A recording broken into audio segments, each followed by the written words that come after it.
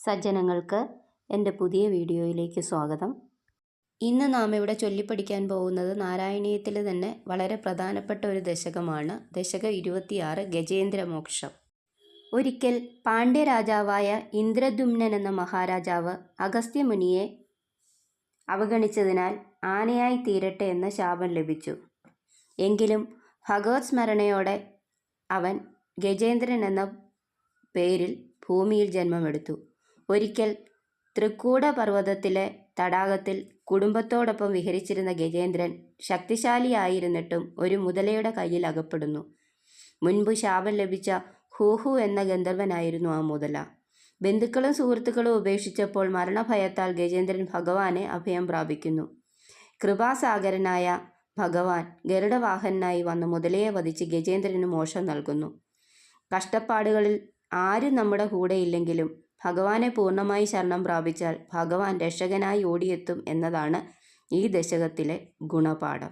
ഇനി നമുക്ക് ഓരോ ശ്ലോകത്തിൻ്റെ അർത്ഥമായിട്ട് പഠിക്കാം. പണ്ടൊരിക്കൽ പാണ്ഡ്യരാജാവായ ഇന്ദ്രദ്യുമ്നൻ മലയപർവ്വതത്തിന് താഴെ ഭഗവത് സേവയിൽ മുഴുകിയിരിക്കുകയായിരുന്നു.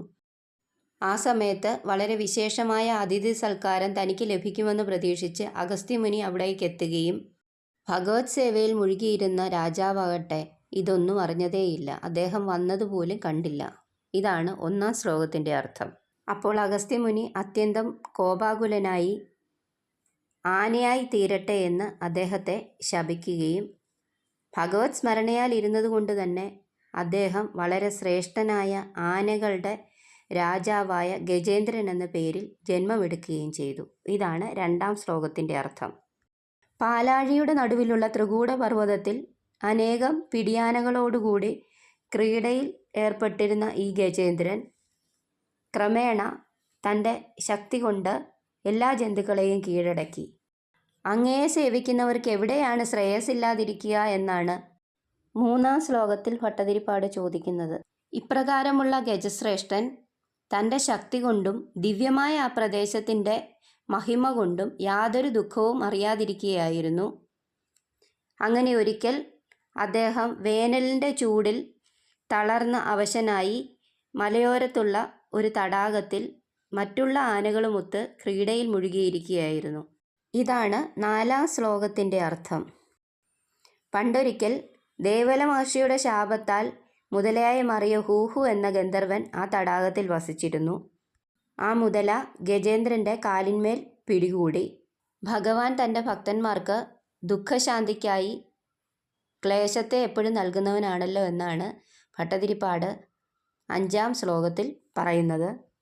അങ്ങയെ ഭജിച്ചതിനാലുണ്ടായ മഹാത്മ്യം കൊണ്ട് 1000 കൊല്ലങ്ങളോളം തുടർച്ചയായി യാതൊരു തടസ്സവുമില്ലാതെ ഗജേന്ദ്രൻ ആ മുതലയോട് യുദ്ധം ചെയ്തു.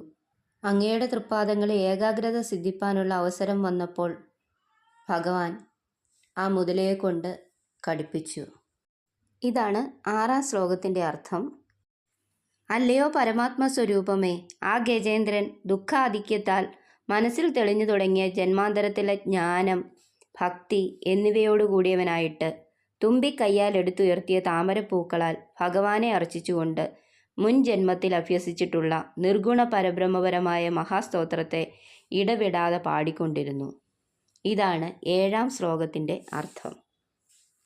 ആ നിർഗുണ പരബ്രഹ്മമായ സ്തോത്രം മുഴുവനും കേട്ടിട്ട് ബ്രഹ്മാവ്, മഹേശ്വരൻ എന്നീ ദേവന്മാർ ഓരോരുത്തരും ഇത് എന്നെയല്ല സ്തുതിക്കുന്നത് എന്നിങ്ങനെ വിചാരിച്ച് പോകാതിരുന്ന സമയം സർവദേവാത്മകനായ ഭഗവാൻ വർദ്ധിച്ച കാരുണ്യം കൊണ്ട് ഗരുഡൻ്റെ പുറത്തേറി ഗജേന്ദ്രൻ്റെ മുമ്പിൽ പ്രത്യക്ഷനായി.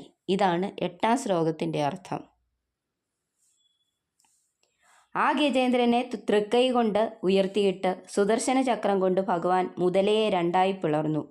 അപ്പോൾ ആ ഗന്ധർവൻ ശാപത്തിൽ നിന്നും വിമോചിക്കപ്പെട്ടു. പിന്നീട് ആ ഗജേന്ദ്രനും അങ്ങയുടെ സാരൂപ്യത്തെ പ്രാപിച്ച് ഏറ്റവും ശോഭിച്ചു. ഇതാണ് 9-ാം ശ്ലോകത്തിൻ്റെ അർത്ഥം. ഈ കഥയെയും എന്നെയും നിന്നെയും ഏതൊരുവനാണോ പുലർക്കാലത്ത് കീർത്തനം ചെയ്യുന്നത് അങ്ങനെയുള്ളവർ വർദ്ധിച്ച ശ്രേയസ്സുകൾക്ക് പാത്രമായി ഭവിക്കും എന്നിങ്ങനെ അവനോട് അരുളി ചെയ്തിട്ട് അവനോടൊപ്പം ഭഗവാൻ സ്വസ്ഥാനമായ വൈകുണ്ഠത്തിലേക്ക് തിരിച്ചു. അപ്രകാരമുള്ള വിഷ്ണുവിൻ്റെ അവതാര രൂപമായിരിക്കുന്ന ഗുരുവായൂരപ്പ, എന്നെ രക്ഷിക്കണമേ എന്നാണ് 10ാം ശ്ലോകത്തിൽ നാരായണ ഭട്ടതിരി ഭഗവാനോട് അപേക്ഷിക്കുന്നത്. ഇനി നമുക്ക് ചൊല്ലിത്തുടങ്ങാം. അതിനു മുമ്പായി ഒരു കാര്യം ഓർമ്മിപ്പിക്കട്ടെ, എല്ലാവരും ലൈക്കും കമൻറ്റും ചെയ്യാൻ മറക്കരുതേ. സബ്സ്ക്രൈബ് ചെയ്യാനായിട്ട്, ഷെയർ ചെയ്യാനായിട്ട് മറക്കരുത്. ദശകം 26 ഗജേന്ദ്രമോക്ഷം. ഓം നമോ ഭഗവതേ വാസുദേവായ. ഇന്ദ്രദ്യുമ്ന പാണ്ഡ്യഗണ്ഡാധിരാജാ ത്വത്ഭക്താത്മാ ചന്ദനാദ്രൗ കദാചിത് ത്വത്സേവായാമഗ്നധീരാലു ലോകേ നൈവാഗസ്ത്യം പ്രാപ്തമാദിത്യകാമം. കുംഭോദ്ഭൂതി സംവൃത ക്രോധഭാരാ സ്തബ്ധാത്മാ ത്വം ഹസ്തിഭൂയം ഭജേതി ശബ്ദാധൈന്യം പ്രത്കാദിസോഭിലേഭേ ഹസ്തീന്ദ്രത്വം ത്വത്സ്മൃതി വ്യക്തിധന്യം. ദുഗ്ധാംഭോധേർമധ്യഭാജിതൃഗൂഢേ ക്രീഡൻ ശൈലേ യൂഥപോയം വശാഭി സർവാൻ ജന്തൂനത്യവർത്തിഷ്ടശക്ത്യാ ത്വത്ഭക്താനാം കുത്ര നോത്കർഷലാഭ.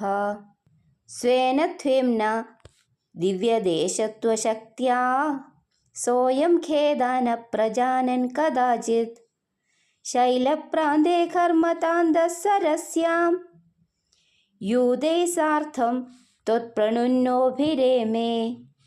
ഹുഹുസ്താവത് ദേവലസ്യാഭിശാപാത് ഗ്രാഹീഭൂതസ്തജ്ജലേ വർത്തമാന ജഗ്രാഹൈനം ഹസ്തിനം പാദദേശേ ശാന്ത്യർത്ഥം ഹി ശ്രാന്തിദോസി സ്വകാനാം. ത്വത്സേവായാ വൈഭവാദുർനിരോധം യുധ്യന്തം തം വത്സരാണാം സഹസ്രം പ്രാപ്തേ കാലേ ത്വത്പദൈകാഗ്രേ സിദ്ധൈ നക്രാക്രാന്തം ഹസ്തിവർയം വേദാസ്ത്വം. ആർത്തിവ്യക്ത പ്രാക്തന ജ്ഞാനഭക്തി ശുണ്ഡോക്ഷിപ്തൈ പുണ്ഡരീകൈ സമർച്ചൻ പൂർവാഭ്യസ്തം നിർവിശേഷാത്മനിഷ്ഠം സ്തോത്രശ്രേഷ്ഠം സോന്യഗാദീത് പരാത്മൻ. കൃത്വാ സ്തോത്രം നിർഗുണസ്ഥം സമസ്തം ബ്രഹ്മേശാദൈർനാഹമിത്യപ്രയാദേ സർവാത്മാത്വം ഭൂരികാരുണ്യവേഗാത് താസ്യാരൂഢ പ്രേഷിതോ ഭൂപുരസ്താത്. ഹസ്തീന്ദ്രം തം ഹസ്തപദ്മേന ധൃത്വാ ചക്രേണ ത്വം നക്രവർയം വ്യധാരി ഗന്ധർവേസ്മിൻ മുക്തശാപേ സഹസ്തി ത്വത്സാരൂപ്യം പ്രാപ്യ ഭേദീപ്യതേ സ്മ.